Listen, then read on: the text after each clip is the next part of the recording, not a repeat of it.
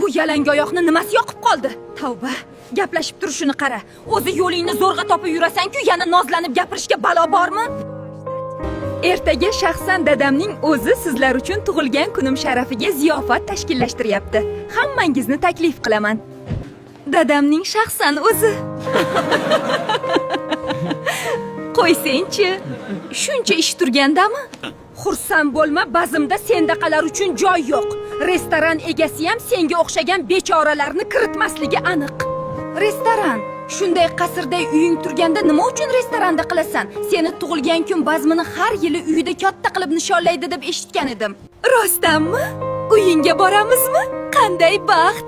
Zo'r-ku. Menga hovlidagi bazmlar juda yoqadi. Dadam aytganimni qiladi deganding-ku. Menimcha yo'q demaydi. Albatta bo'ladi. Dadam doim ko'nglimga qaragan. Ertaga hammani kutaman. Endi nima qilaman? Nimalar deb qo'ydim. Bugun juda ham charchadim. O'zi ham butun uyni yig'ishtirib chiqdik.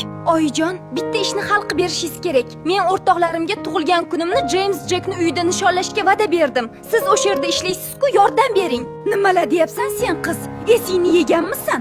Shundoq ham qizini shuncha kiyimlarini senga olib kelib turibman. Kiyimlari ko'pligidan yo'qolganini ham sezmaydi. Men hammani taklif qilib bo'ldim. Qiz kerak bo'lsa ko'ndirasiz. Harakat qilaman. Lekin uyiga kirgizmasligi aniq. Mariya tug'ilgan kunga taklif qildi. Birga borishga nima deysiz? Zo'r-ku, lekin men bora olmayman. Unga meni borishim sira yoqmaydi. Nimani ovozi? Bayram bo'lyaptimi? Qiziq, bazm yo'q edi. Xo'jayin ruxsat berdilar. Ishchilarimizdan biri bazm qilyapti. Uylaring o'ylaganimdan ham hashamatli ekan. Buncha baxtli qizsan-a? Bu hali hammasi emas. Kichkinagina bazm-ku.